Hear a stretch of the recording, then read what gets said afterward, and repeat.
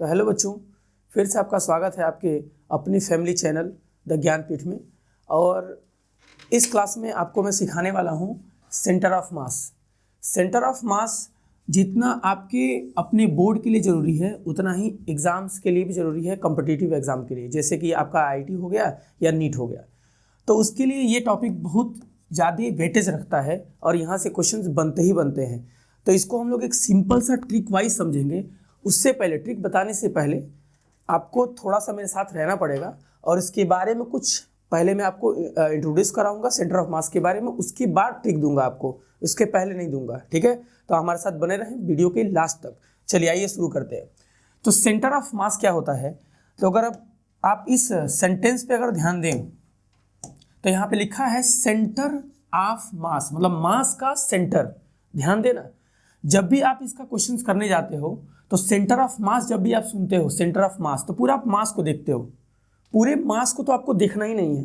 यहाँ पे वर्ड पकड़िए सेंटर ऑफ मास, मतलब मास का केवल आपको सेंटर देखना है, उसके सिवा आपको कुछ दिखाई नहीं देना चाहिए। जैसे अर्जुन को मछली का केवल आंख दिखाई देता था, वैसे आपको मास का केवल सेंटर दिखाई देना चाहिए, वरना आप क्वेश्चंस गलत कर दोगे। तो आइए एग्जांपल्स में जैसे समझते हैं।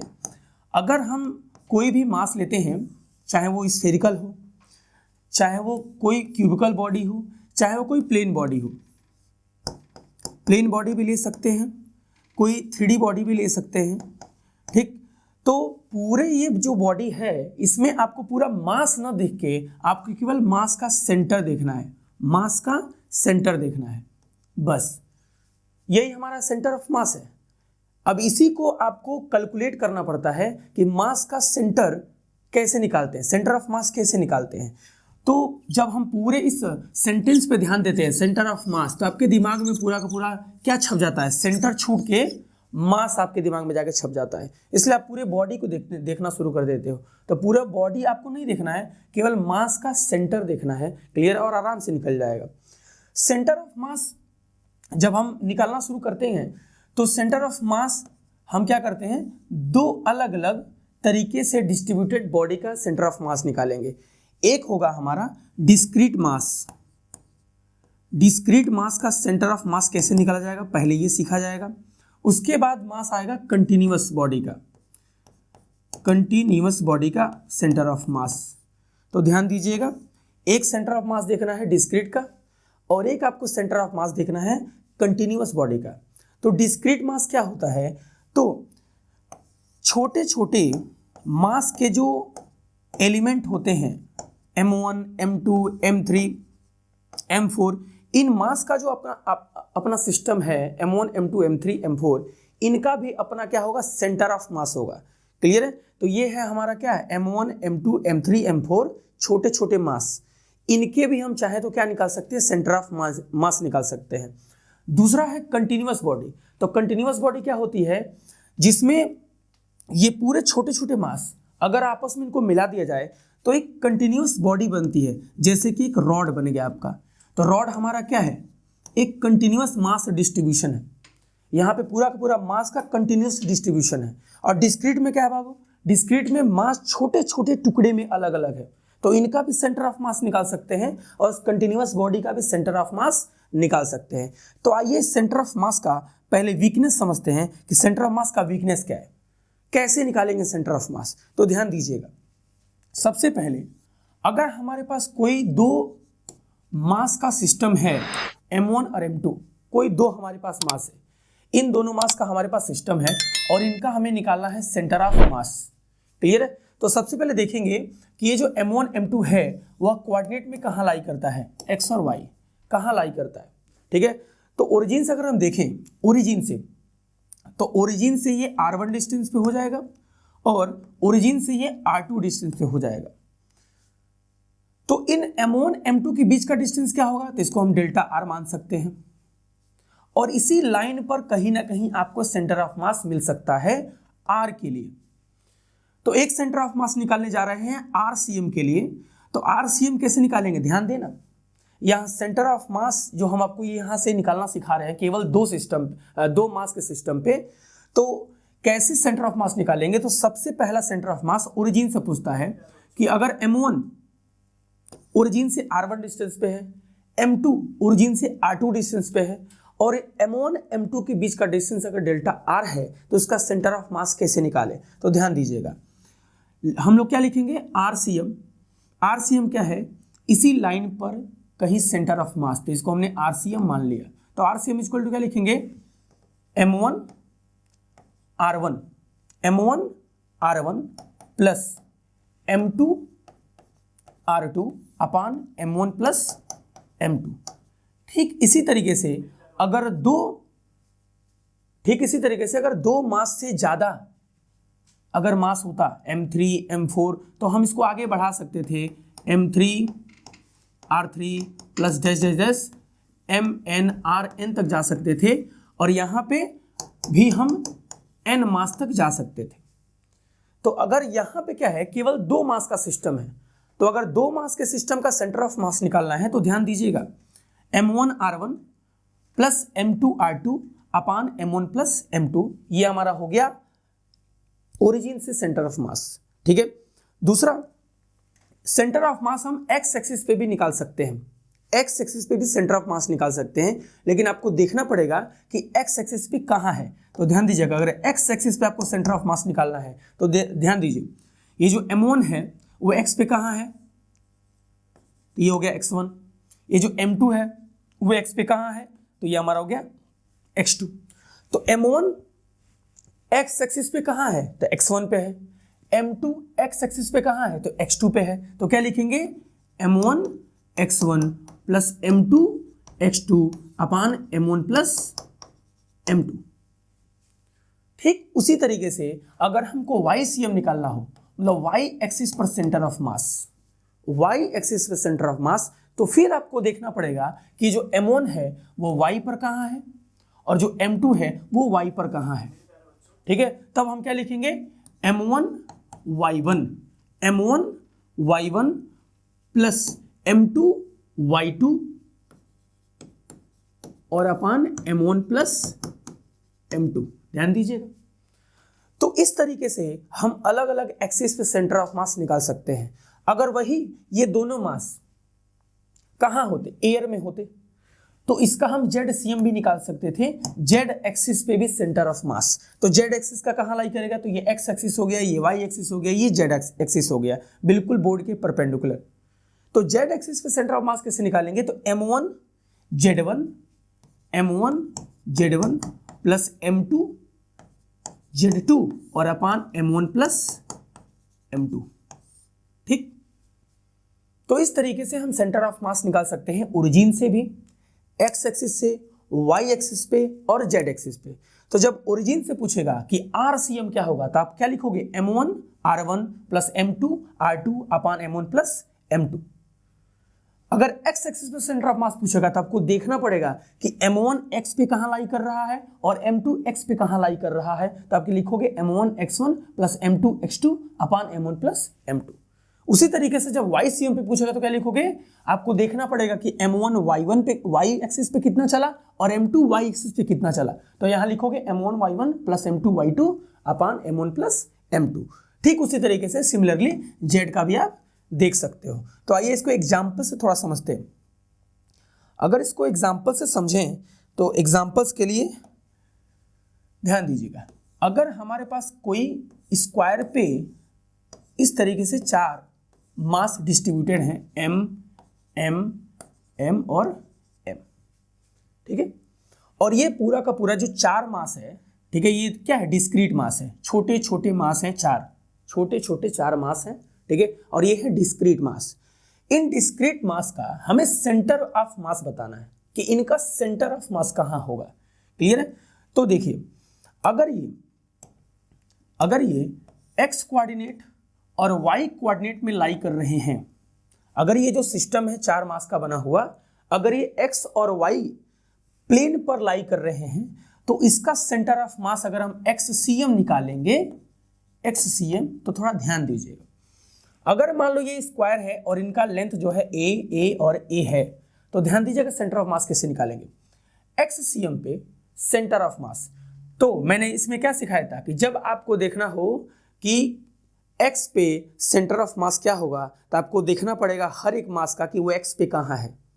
अगर आपको y पे सेंटर ऑफ मास निकालना है तो आपको देखना पड़ेगा कि मास y पर कहाँ है। तो अगर हमको x पे सेंटर ऑफ मास निकालना है तो ध्यान दीजिएगा, ये जो पहला मास देख रहे हैं ना, पहला मास, ये पहला मास x एक्सिस पे कहाँ लाई कर रहा है, 0 पे, ओरिजिन पे। तो हम लिखेंगे पहला मास इनटू 0।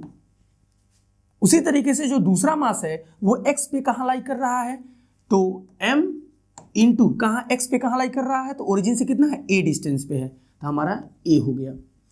उसी तरीके से तीसरा मास, ये जो तीसरा मास है वो भी है m, और ये x पे कहाँ लाई कर रहा है, तो ये भी x पे a पे ही लाई कर रहा है, तो लिखेंगे m इंटू a प्लस।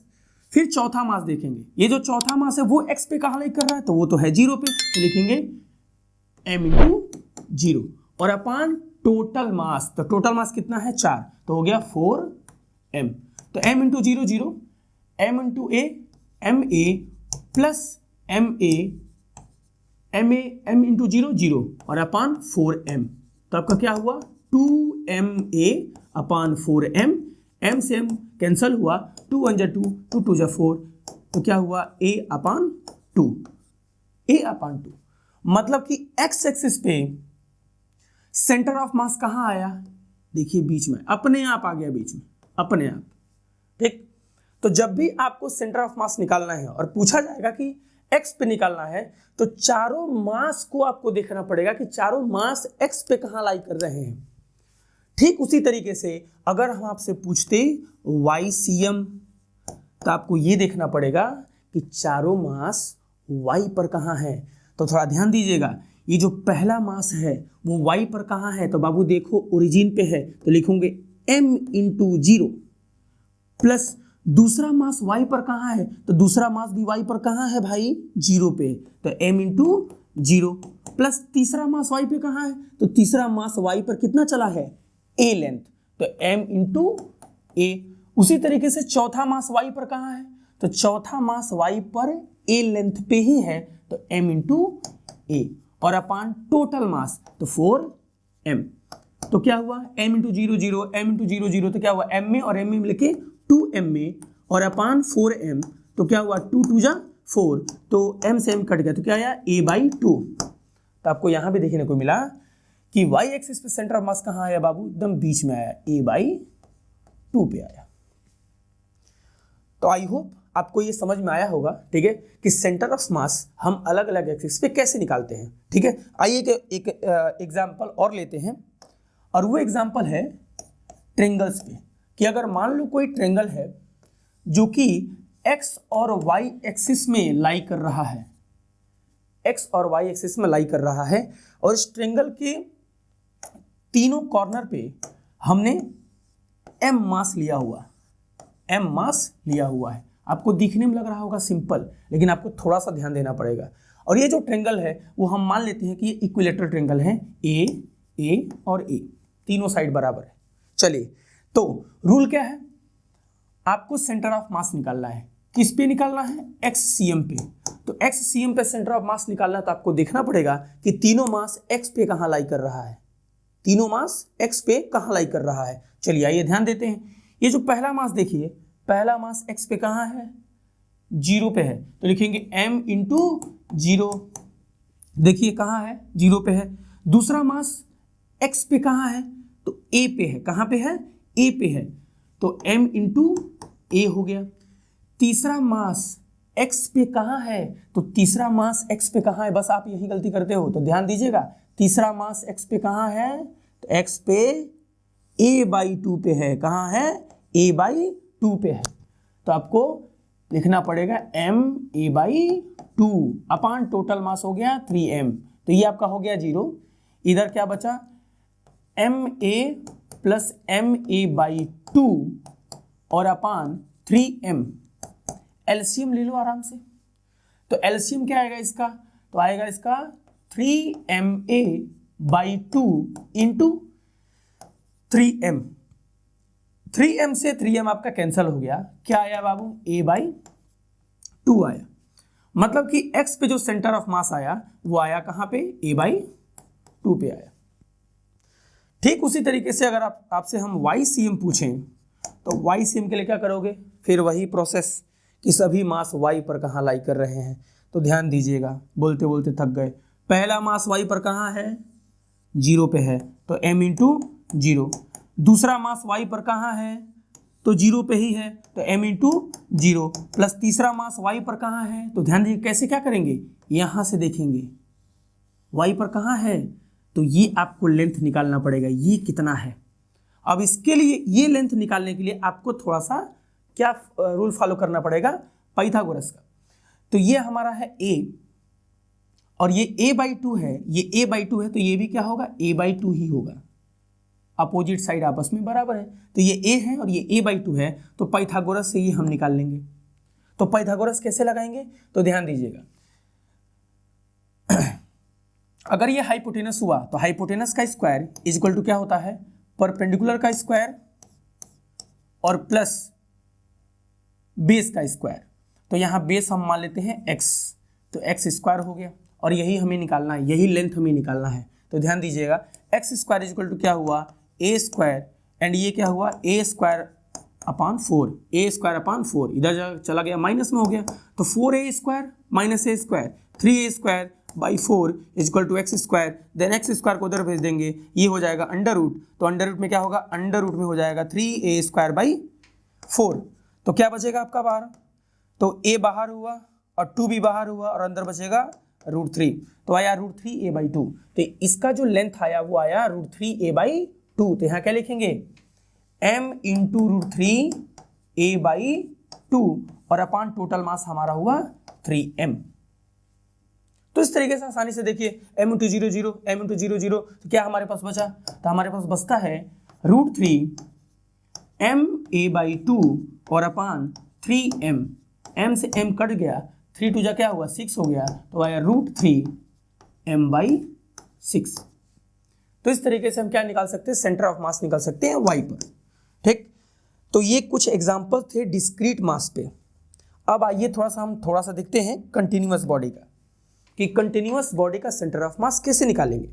तो जो लोग ध्यान दिए हैं डिस्क्रीट मास पे सेंटर ऑफ मास कैसे निकालेंगे, वो लोग कंटिन्यूअस बॉडी पे भी निकाल सकते हैं। तो वीकनेस क्या है, वीकनेस पकड़िए, जो वीकनेस है सेंटर ऑफ मास निकालने का वो ये है, ठीक, कि कोई मास किसी एक्सिस पे कहां लाई करता है और साथ में क्या लाई, पूरा बॉडी से मतलब नहीं है, सेंटर कि मास का जो सेंटर है वो किसी एक्सिस पे कहां लाई करता है। ठीक है, तो मास और जिस डिस्टेंस पे लाई करेगा वो डिस्टेंस और अपान टोटल मास लेना है, यही आपको देखना है बार बार, मास और वो किस डिस्टेंस पर लाई कर रहा है उसका मल्टीप्लाई और अपान टोटल मास। ठीक है, बस यही आपको ध्यान देना है बाबू। ठीक है, चलिए एक एग्जांपल और आपको हम दिखाते हैं। जैसे मान लीजिए ये हमारा है m मास और ये कोई दूसरा मास है m, दोनों का मास सेम है और ये दोनों कहाँ लाई कर रहे हैं, तो दोनों लाई कर रहे हैं x पे और y पे। तो आप ध्यान से देखिए, ये जो दोनों मास है ये x एक्सिस पे केवल है कि y पे भी है। तो आपको ध्यान से दिखेगा कि इस मास का भी सेंटर x पे ही है और दूसरे मास का भी सेंटर x पे ही है। इन दोनों मास का जो सेंटर है वो y पर कहीं नहीं है, इसलिए आपको यहाँ पे सेंटर ऑफ मास केवल x एक्सिस पे मिलेगा, y एक्सिस पे नहीं मिलेगा। तो आइए कैसे कैलकुलेट करेंगे, तो ध्यान दीजिएगा, अगर XCM आपको निकालना है तो मेथड क्या है, मास और वो मास किस डिस्टेंस पे है। तो ध्यान दीजिएगा, अगर यहाँ से मान लेते हैं R1 है और ये इसका मान लेते हैं R2 है, तो क्या लिखेंगे, M1 R1 plus M2 R2, पूरा ओरिजिन से लेंगे M2 R2 और अपान total mass M1 plus M2। ठीक है, तो x एक्सिस पे कहां लाई कर रहा है बाबू, तो M1 x एक्सिस पे कहां है, तो ओरिजिन से कितना है R1, तो M1 R1। M2 x axis पे कहां है, तो ओरिजिन से कहां है, तो R2 डिस्टेंस पे, तो M2 R2 और अपान total mass M1 plus M2। यही आपको करना है। तो बार बार आपको यही एक ही चीज करना है कि एक तो मास देखना है कि मास का सेंटर, ठीक है, और साथ में वो सेंटर x एक्सिस पे कहां लाई कर रहा है, y पे कहां लाई कर रहा है, बस आपको यही देखना है। चलिए ठीक यही मेथड हम लोग अप्लाई करते हैं एक कंटिन्यूअस बॉडी में भी, और आपको देख के सरप्राइज हो जाएगा कि कंटिन्यूअस बॉडी का भी centre of mass same as है, ठीक है, लेकिन आपको थोड़ा रूल फॉलो करना पड़ेगा। तो ध्यान दीजिए, अगर हमारे पास कोई रॉड है, इस रॉड का सेंटर ऑफ मास निकालना है, ठीक है, और ये रॉड हमारा कहाँ है, तो एक्स एक्सिस पे लाई कर रहा है। चलिए ये भी दे देते हैं कि जो रॉड है वो एक्स एक्सिस पे लाई कर रहा है, तो इसका सेंटर ऑफ मास कहाँ होगा। तो अगर हम ये मान लें कि इस रॉड का जो लेंथ है, इस रॉड का जो लेंथ है वो हमारा एल है, मतलब 0 से लेके x बराबर एल तक है इसका लेंथ, ठीक। तो सेंटर ऑफ मास का रूल क्या है, सबसे पहले पूरी बॉडी का तो सेंटर ऑफ मास हम अचानक से तो नहीं बता सकते हैं। आप तो मान लो एक सिंपल ट्रिक है, जानते हो कि कंटिन्यूअस बॉडी है, यूनिफॉर्म बॉडी है, तो इसका सेंटर ऑफ मास बीच में ही होगा, मतलब L/2 पे होगा। लेकिन इसको कैसे करना होता है ये आपको देखना है। तो आप क्या करोगे, कंटिन्यूअस बॉडी में भी आप क्या करोगे, एक छोटा सा एलिमेंट ले लोगे। कंटिन्यूअस बॉडी में भी एक छोटा सा मास का एलिमेंट काटोगे, जैसे डिस्क्रीट में एक छोटा सा मास लेते थे बाबू, यहां भी कंटिन्यूअस बॉडी में भी एक छोटा सा मास लेना है। चलिए हो गया। अब ये जो छोटा सा मास है वो एक्स एक्सिस पे लाई कहां कर रहा है ये भी तो देखना है।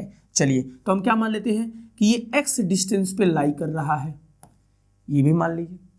तो डीएम भी हमको मिल गया और एक्स भी मिल गया, और इस पूरे रॉड का मास क्या है, तो कैपिटल एम है। तब अब रूल क्या है, रूल ये है कि छोटा सा मास, और छोटा सा मास एक्स पे कहाँ लाई कर रहा है, तो एक्स डिस्टेंस पे लाई कर रहा है, और अपान क्या लिखते हैं, अपान लिखते हैं टोटल मास। तो टोटल मास है कैपिटल एम, और साथ में क्या कर देंगे बाबू, इंटीग्रेट कर देंगे, ये हमारा क्या निकल जाएगा, सेंटर ऑफ मास निकल जाएगा।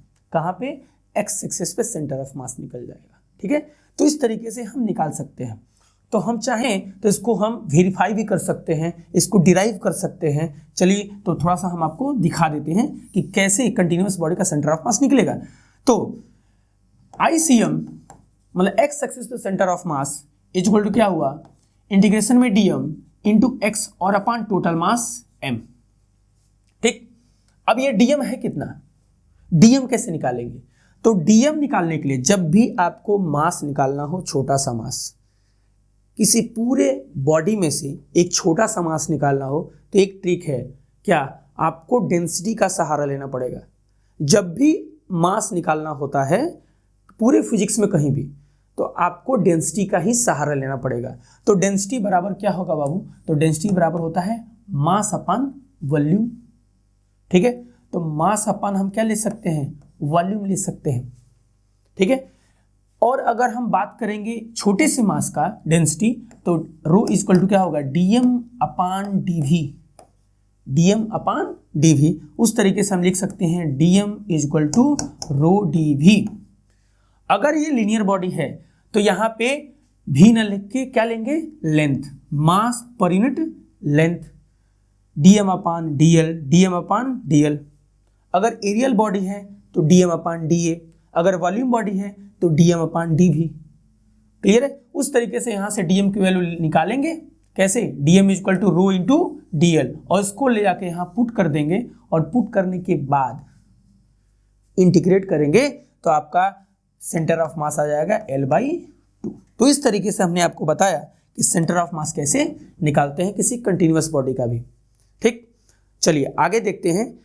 अब सेंटर ऑफ मास कंटिन्यूअस में अलग अलग बॉडी पे आता है, तो अलग अलग बॉडी के सेंटर ऑफ मास को किस तरीके से आसानी से ट्रिक से याद करें, तो एक ट्रिक हमने बनाया हुआ आपके लिए, तो आइए देखते हैं उस ट्रिक को। तो ये रहा आपका ट्रिक।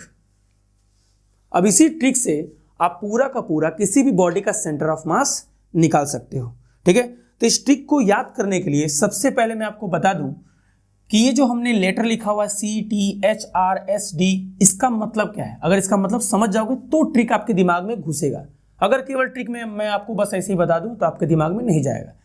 तो देखिए ये जो C है वो हमारा कोन, ठीक है।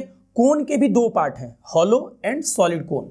ये हमारा है ट्रेंगुलर, ये हमारा है हेमीस्फेरिकल सेल, ये हमारा है रिंग मतलब सेमी सर्कुलर रिंग, ये हमारा है सॉलिड स्फीयर, और डी से हमारा है सेमी सर्कुलर डिस्क, ठीक है।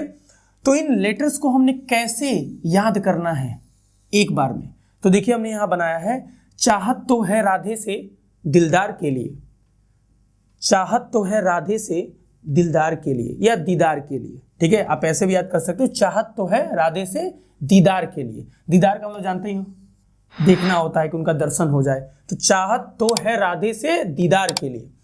तो सी से हमारा क्या हो गया, चाहत हो गया, टी से हमारा तो, एस से है, आर से राधे, से एस से और डी से दीदार।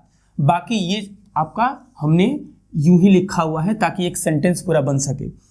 अब चाहत में हमने दो हिस्सा कर दिया, एक हॉलो और दूसरा सॉलिड। तो ये हमारा हॉलो का मतलब क्या हुआ, खोखला, खाली हो। सॉलिड का मतलब क्या है, पूरा मास भरा हुआ हो। तो इस तरीके से अगर हम देखें तो इस चाहत को हमने दो हिस्से में बांटा, तो इसका मतलब क्या हुआ कि जो कोन है वो एक हॉलो कोन है और एक सॉलिड कोन है। तो सॉलिड कोन का सेंटर ऑफ मास हमारा हुआ है h/4 और हॉलो कोन का सेंटर ऑफ मास हुआ है h/3, ठीक है। ट्रायंगुलर का हमारा सेंटर ऑफ मास हुआ है h/3 और हेमिस्फेरिकल का सेंटर ऑफ मास हुआ r/2, ठीक है। रिंग का 2r/π और सॉलिड हेमिस्फीयर का हुआ 3r/8 और डिस्क का हुआ 4r/3π। लेकिन अब इसको आसानी से, इनको आसानी से कैसे याद करें, चलो ऊपर वाला तो याद हो जाएगा कि चाहत तो है राधे से दीदार के लिए, ये तो आसानी से याद हो जाएगा, ठीक है। लेकिन ये नंबर्स कैसे याद होंगे, ये वाले नंबर्स कैसे याद होंगे, तो इनके लिए भी ट्रिक है। ये जो नंबर्स हैं इनके लिए भी ट्रिक है। अब इनके लिए ट्रिक क्या है बाबू, तो ध्यान दीजिएगा। ये जो पहला हमारा है चाहत, जिसको हमने कोन से डिनोट किया हुआ है, तो इसमें हॉलो और सॉलिड है और दूसरा हमारा है ट्रायंगल। तो ध्यान दोगे तो अगर आप कोन बनाओगे और ट्रायंगल बनाओगे तो इन दोनों में हाइट की जरूरत पड़ती है, इन दोनों में हाइट की जरूरत पड़ती है। तो देखो दोनों में क्या है, h और h है। बाकी यहां से लेके और यहां तक क्या है बाबू, ये भी हेमिस्फीयर है, ये भी रिंग है, ये भी स्फीयर है और ये डिस्क है। इन सब में रेडियस होता है, इन सब में रेडियस होता है। तो हमने क्या लिखा, आर आर आर और आर, ठीक है। याद कैसे करना है ध्यान दीजिएगा, ठीक है।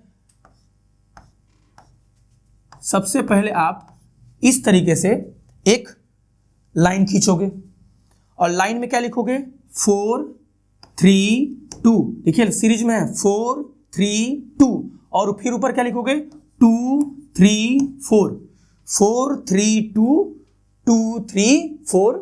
और आपको पता है कि इन दोनों को छोड़ के बाकी सबका रेडियस होता है, तो इन सब में क्या लगा देंगे, आर आर आर और आर। बस आपको ये थोड़ा सा रटना पड़ेगा, दिमाग में बैठाना पड़ेगा, क्या, π8 3π, π8 3π और बाकी इन दोनों में क्या है, हाइट है, ठीक। तो इस तरीके से ये आसानी से आपको पूरा का पूरा सेंटर ऑफ मास तैयार हो जाएगा, ठीक है। तो यही ट्रिक आप याद रखिएगा, चाहत तो है राधे से दीदार के लिए, ठीक है। तो चाहत आपका कैसा होना चाहिए, सॉलिड होना चाहिए, तब जाके क्या होगा बाबू, दीदार होगा। नहीं तो खोखला अगर होगा तो दीदार नहीं हो पाएगा, ठीक है। तो सेंटर ऑफ मास के लिए जो हमने ट्रिक बनाया है, ठीक है, इसको आप आराम से तैयार कर लेंगे, ठीक है जी। तो ध्यान दीजिए, मैं दोबारा लिख रहा हूं, चाहत तो है राधे से दीदार के लिए, ठीक है। कैसे याद करेंगे सेंटर ऑफ मास, तो ध्यान दीजिए, ऐसे लाइन आपको खींचना है और क्या लिखना है, 4 3 2 एंड 2 3 4। मैंने बस बोला है कि आपको एक चीज बस याद करना है, क्या, π8 3π, बस इतना ही अगर याद हो गया ना, π8 3π, बाकी तो आराम से ऐसे याद हो जाएगा। देखिए 4 3 2 2 3 4, कोन का और ट्रायंगल का हाइट होता है, तो हाइट हो गया, और बाकी हेमिस्फीयर, रिंग और स्फीयर और डिस्क का सबका रेडियस होता है, तो क्या लिखना है, आर आर आर और आर। तो देखिए इस तरीके से क्या हुआ, सबका सेंटर ऑफ मास आसानी से तैयार हो गया। तो ये पूरा का पूरा सेंटर ऑफ मास हमने क्लियर किया हुआ है। अगर आपको पसंद आया हो या वीडियो का कौन सा पार्ट आपको अच्छा लगा हो तो कमेंट करिएगा, लाइक करिएगा, शेयर करिएगा। आज तक के लिए इतना ही। Thank you so much, bye bye.